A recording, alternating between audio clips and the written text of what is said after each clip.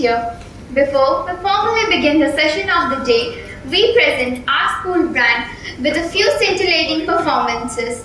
Our band is all set to dwell in their music. Every musician in our band is a beginner who is proud to be a part of the band of Prakashites. Dear audience, please put your hands together for each one of these artists, the musicians in the making.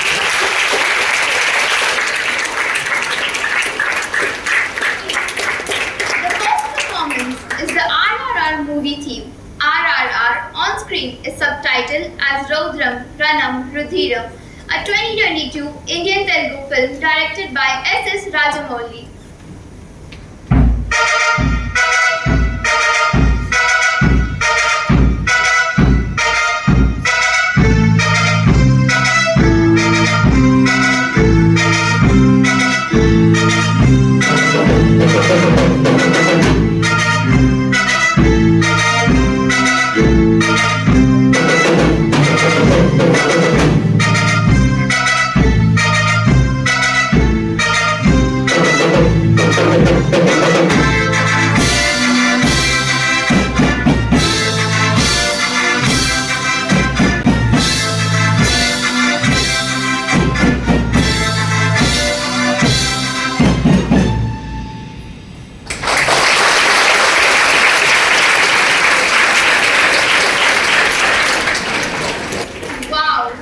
Electrifying performance. Now, that's what we call an exhilarating performance.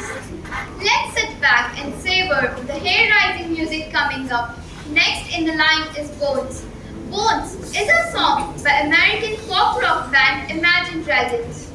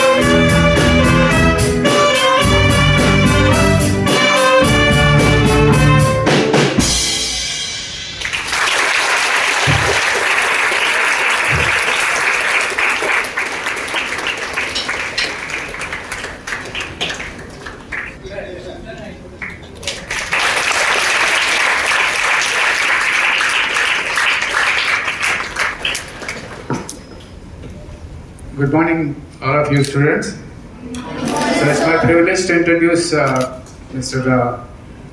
John Castellas. He was born in Visakhapatnam, studied in St. Aloysius School, and in 1966 his family migrated to Australia. He now lives in Melbourne. He belongs to a family of Visagites. His 5 generations of his family lived in Visakhapatnam. So he was the last person to go to, his family went to Australia. He studied there engineering in Australia, and he became a general manager of Qantas and Boeing. He retired as general manager there. After that, he started some interest, maybe like me, after retirement, to study the history of Visakhapatnam and the culture of Visakhapatnam. He collected so much of information about Visakhapatnam. It's a passion, it is his passion to collect photographs.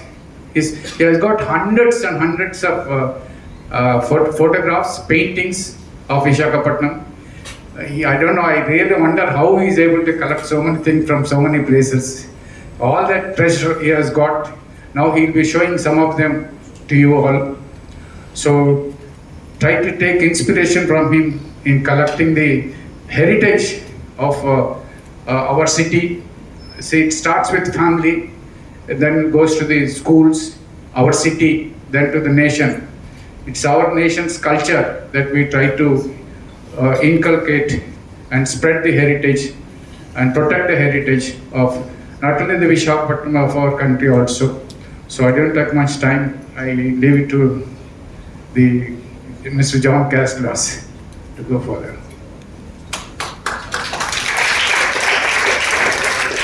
Heritage enthusiasts breathe life into history, ensuring that the echoes of the past resonate in the hearts of the present.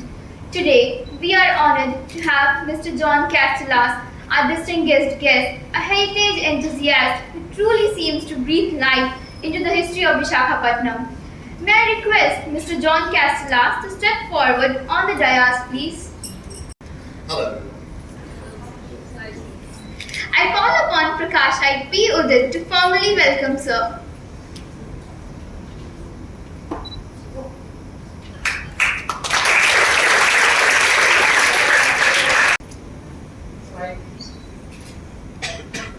We have Prakash Seema to introduce our guest to the audience.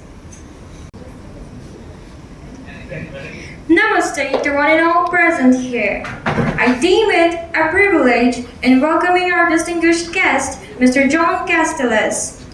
A native of Visakhapatnam, Mr. John Castellas brings with him a rich heritage, being part of a family deeply rooted in the city for 5 generations. Having pursued his education at St. Aloysius School, Mr. Castellas began his remarkable career as the General Manager of Engineering at Boeing and Qantas. Following his dedicated service, Mr. Castellas turned his passion towards the history and culture of Visakhapatnam. Upon retirement, he has become a prolific writer, sharing his insights through numerous articles on this cherished subject. Not only does he contribute to the literary world, but he also engages audiences through captivating PowerPoint presentations on Visakhapatnam at various esteemed forums. Now, calling Melbourne his home, Mr. Castellas continues to bridge the gap between his ancestral roots and his current endeavors, making him a valuable contributor to the exploration of Visakhapatnam's rich tapestry. We are honored to have him with us today. Welcome to our premises, sir. We are glad to have you here.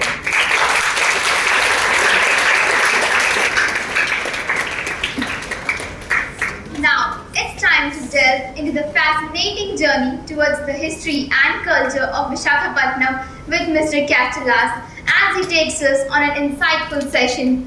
Sir, please take over the proceedings. I'm going to try and make this conversational so that you engage with me, right? So, Visakhapatnam, that rolls off my tongue, it rolls off your tongue. But they call it Vizag. Do you all know why it's called Vizag? Why is it called Vizag? It's easy, we can all say it. It's catchy. But why is it called Vizag? So I'd like to start with a little bit of fun as to why they call our favorite city Vizag. So that you can go and impress all your family that you know why they call it Vizag. What you're seeing on the screen are all the different spellings of Visakhapatnam. Mr. Paul and myself will spend a lot of time looking at books on the history of Vizag. And we find all these different spellings. Visakhapatnam, different spellings of Vizag. In the Old English, they didn't have an S, they would write an F.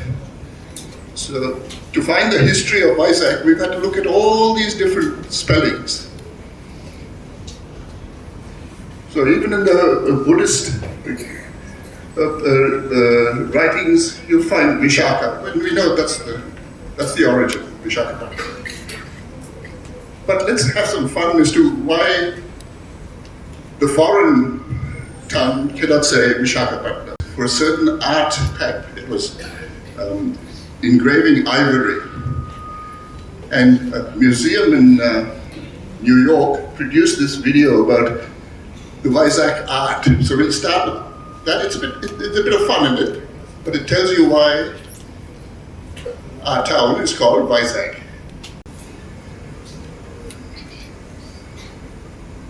It's silent for a little while. That is the art that came from Vizag.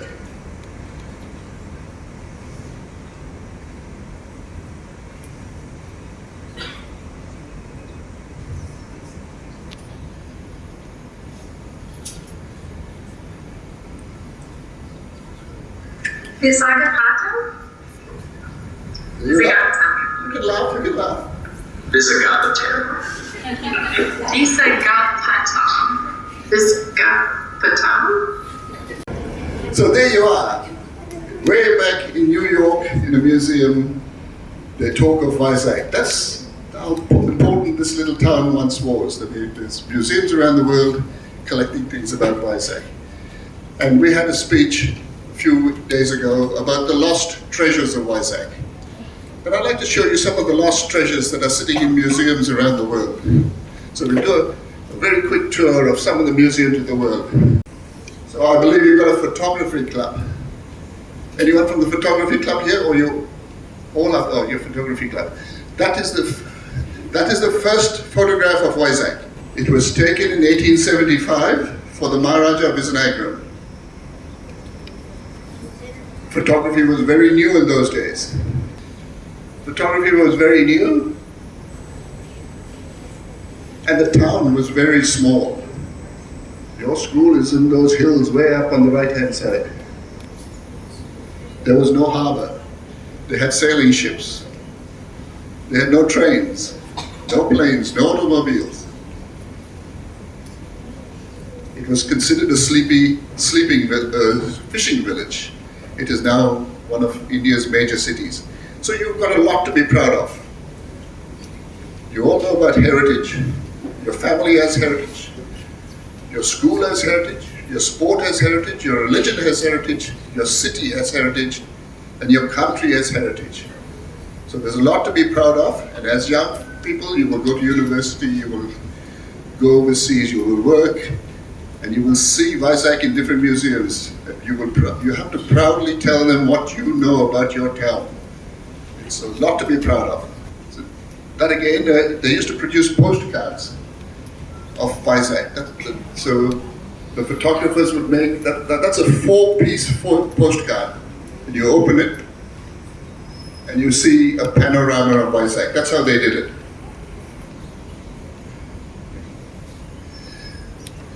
Now, they also painted Vizag. So on the left-hand side, you see one of the paintings of Vizag in the 1800s.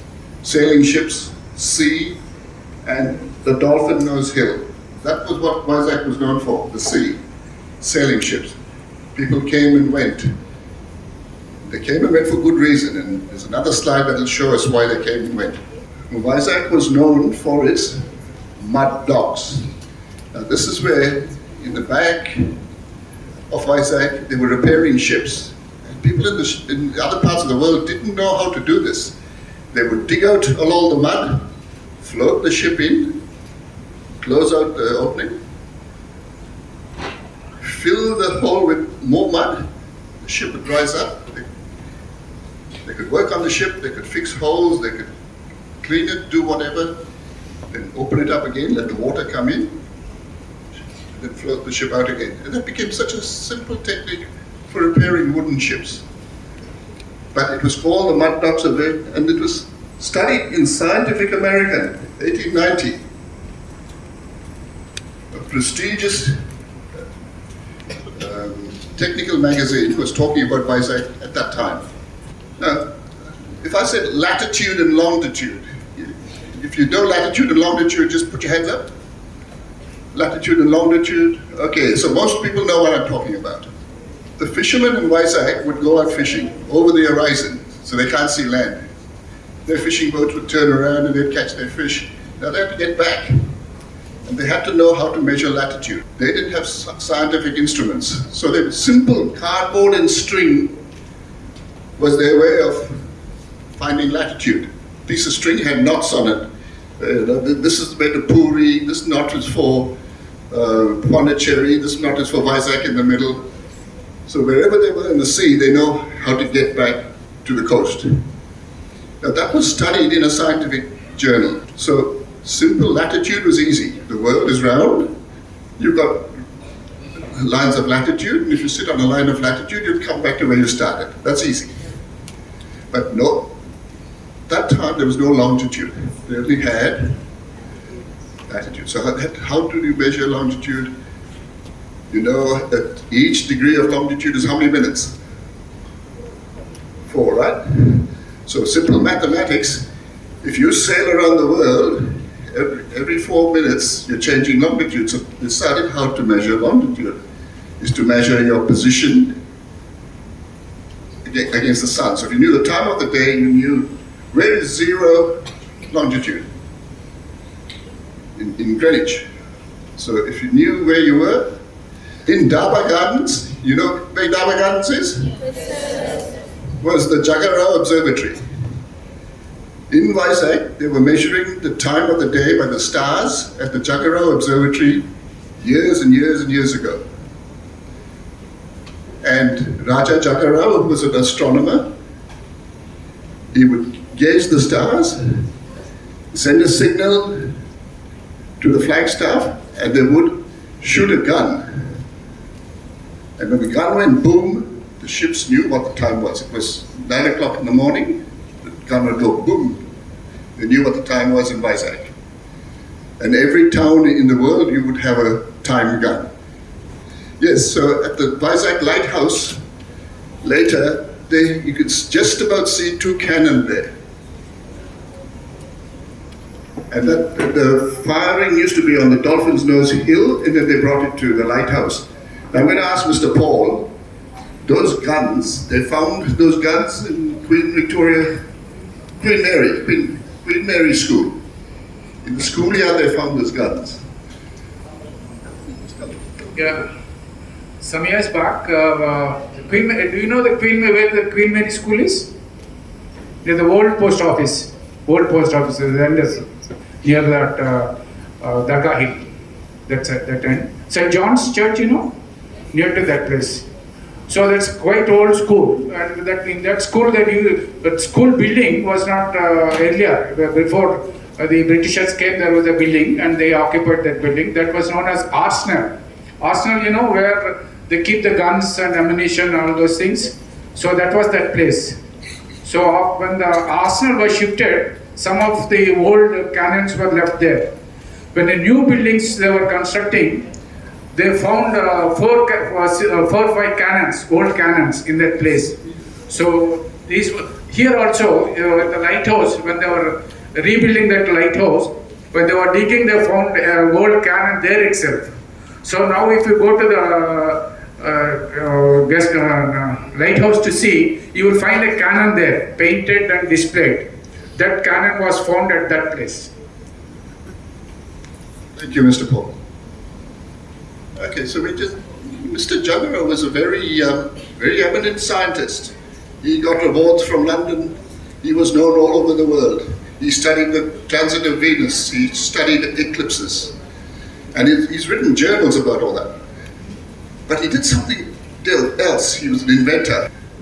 Mr. Juggera in 1860 invented the simple beaker-like measurement for rain.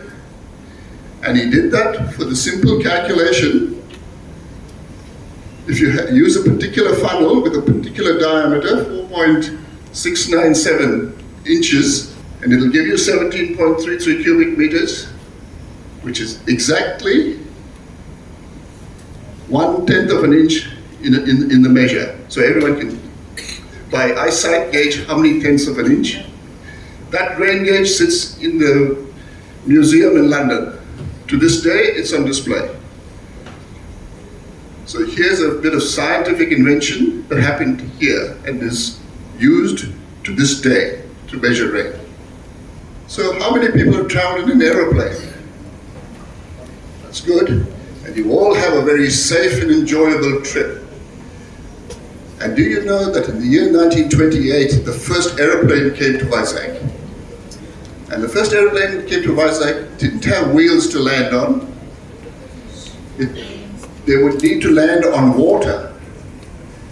And the first aeroplane started in England and went to Australia by passing over Vizag because the harbour was being built and they wanted to make a big seaport out of Vizag to land planes.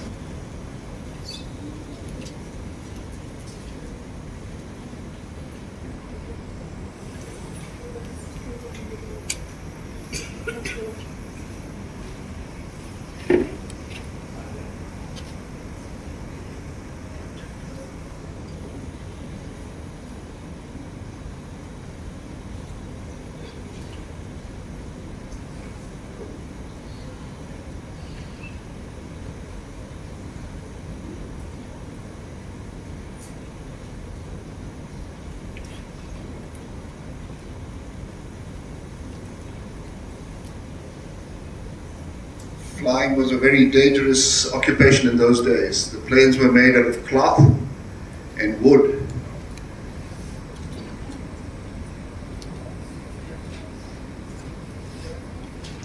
No, I don't think so. But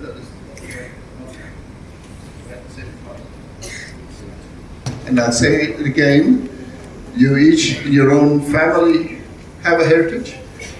You each in your own religion have a heritage. In your sport, you have a heritage. In your city, you have a heritage. In your country, you have a heritage. Be proud, protect it, promote it, and do everything you can to build it up. Don't lose your heritage. Thank you.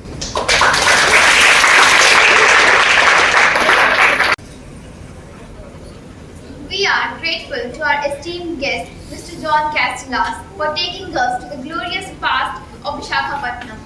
As we proceed with the gesture of presenting a token of our love and gratitude to Sir Castellas, I request our director, sir, to present a piece of art made by the Prakashites as a part of art club activity.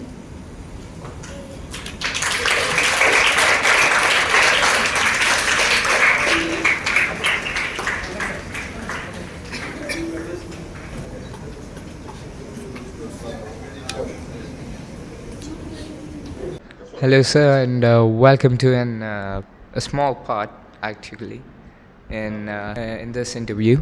The very first question is, what transformations, as a senior citizen, what transformations do you observe in the way of living over the years? I think technology and the rapid change of technology is probably the observation that I make.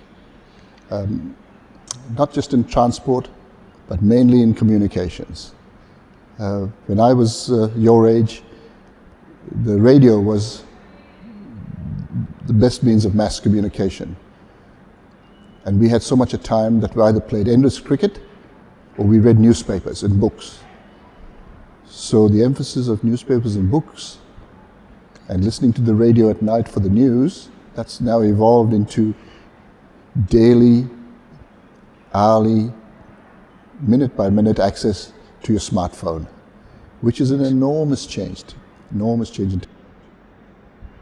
Thank you so much, sir. Sir, having been in Vizag for a long time, what do you feel is the blessing for the Vizagites, the people of Vizag? The people of Vizag, one thing that not changed with Vizag is that continuous blessing they have in the degree of hospitality. You see it everywhere. And to me, this is hometown, but they see me as a stranger when I walk on the streets. And so the hospitality is just so overflowing, whether it's a shopkeeper or a rickshaw driver or a person in the hotel. Everyone is so generous with their time and attention and the way they speak to you and the way they want to help you. So that hospitality is something I see as one of the greatest blessings. And I think that's part of the nature of this part of the world. Yes, that truly is. Sir, after listening to you, we have been inspired by your motivational talks during the seminar as well. And we would like to contribute in treasuring our heritage. So could you please suggest a step that we could take? Okay. A lot of your heritage is written. It's just written and protected in places that are far away from here. Yes. So firstly, realizing how to access that information, because it's all there, and then harnessing it and promoting it wherever you can. So I hope all those children from this morning would go home and say to their parents, I've heard about the Jagar Observatory. What do you know about it? I've heard that they used to have sailing ships and then they built a harbor. What do you know about it? Simple questions will help promote the aspect of heritage. But I told your director this morning, I think there's one other aspect of heritage, that most of this is written in a foreign tongue. Not much of it is written in Telugu. Yes. So I think one of the big challenges is to have some of these stories and some of the history repeated in Telugu. So the history of India, about the Mughals and Ashoka in the Indus Valley, all that's pretty well written. But the social history of this lovely town is in most people's heads. Grandmother's stories are not written anyway for the Telugu masses. So that's my big heritage challenge for any of you that have an interest, is to promote it in Telugu. Thank you, sir, and your views would be upgraded by our school. Thank you. Sir, and would you please express your views on the system of education now and then? You're asking me to comment on a subject I know very little about. Okay, I'm a product of your system of education, of your previous education. Yes. So I value the strengths of mathematics and science that was installed in me. I went from here to a foreign country, and you know what? They recognized that my maths and science skills were above the average compared to them. So I was able to integrate into the classroom very readily.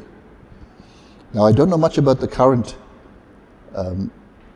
education system, but I do know, by just anecdotally, I can see in the universities of our world, the number of young Indian graduates and postgraduates who are making a career for themselves out of the new world, the new technologies, the doctors, the biochemists, the engineers that are throughout business in the world, and they all have an Indian origin, and so they've all obviously benefit from a very good basic education.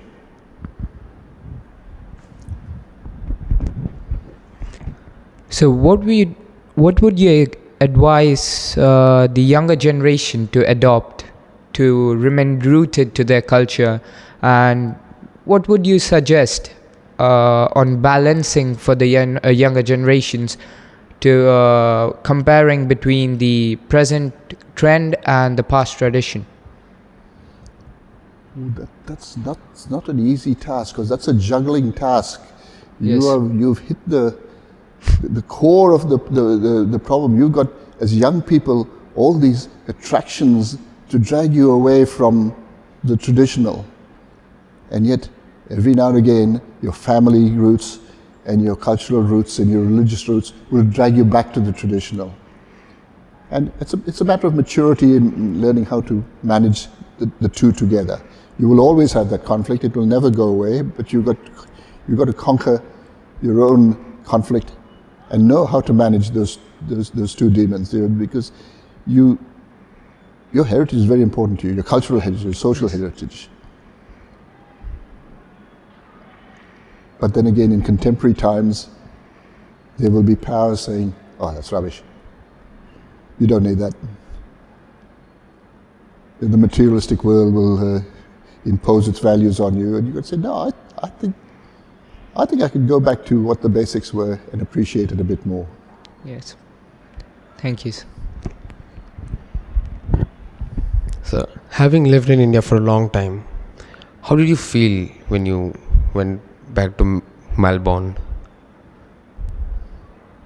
Oh dear, I've already started to count the day. I'm dreading the day I have to go back, because I'll miss some of the things, the people that I've met and the experiences I've had, and I'll have to start planning about the next time.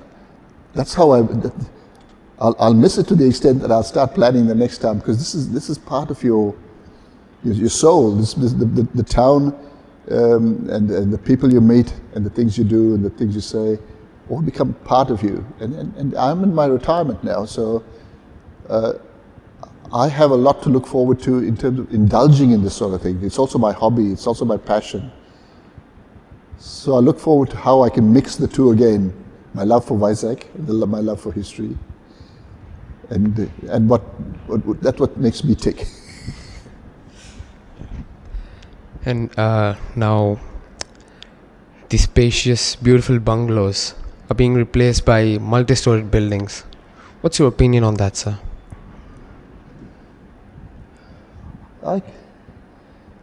One of the slides I have is the lost architecture of Vizag. But it was a very different place. It was a very different population. You had 40, 50,000 people here 100 years ago. You got 4 lakhs, 4 lakhs or 4 crores, I don't know, but maybe 10 to 20 or 100 times that population now. And you can't build those sort of buildings again. So that you've got to accept the reality that life has moved on, the city has grown, the population has grown, they've all come here for economic benefit. So your city fathers and your town planners need to anticipate the sort of city they want this to be, not 5 years from now, 20 years from now, 100 years from now, 200 years from now. They can't afford to have it congested to the extent that it is now. The city is very congested, it's very polluted. So you've got to have industry to employ the masses. You've got to have a counter to the pollution as well. You've got to have housing to house the masses, but you've also got to have housing design and estate design and town planning to cater for the masses. I believe that the town is going to expand all the way up to Bimli. It's going to be like Bombay. It's just going to be one big continuous town. And so they could call it a smart city. They can give it any heading they like. But a smart city without a transport plan, without a plan for roads, and above all, without a plan for sanitation, is a city that's destined to, over 200 years, become a slum again. So they've got an opportunity to design it properly, and I think your town planners should be looking at not 20, 30 years, to 300 years from now. Thank you, sir. That have really been an honor to be with you. Sir, and that's it. Thank you very And, much. This is Pleasant the- surprise, you guys shotgunning me into an interview. Whenever you come to India, you always get a surprise from the Indians. That's our culture, This is obviously. the Sri Prakash surprise. Sri Prakash culture. Yes. That's very different, very, very good. I'm very impressed. Thank you so much, sir. I'm so delighted to be a guest at the Sri Prakash Vidyaniketan school. I've spent the last few hours talking to your students about the importance of heritage, their family heritage, their sporting heritage, their school heritage. The heritage of their city is my principal interest, and the heritage of their country. So I've encouraged them to value, respect, and promote their heritage. We started with an interactive session talking about, why our city is called Vizag. And we had a little comic interlude where we saw how the foreign tongue can't say the 6 syllables of Visakhapatnam. And everyone got a good idea that calling it Vizag is a very catchy, memorable, short phrase. And that's the real reason why it's called Vizag. And from there we looked at some of old Vizag, the Jagarao Observatory, the days of sailing ships, the days of old planes, trains and automobiles, and the quaint little fishing village that grew to be a powerful modern city on the east coast of India. The school community have been very welcoming. The children have been welcoming. I'm very surprised. In fact, the boys joke with me that it's a Sri Prakash surprise. I'm delighted to be here, delighted to be part of your community, and I look forward to hearing more and reading more in newsletters and in some of your promotions about the success of the school. I thank you all and wish you all the very, very best. Thank you.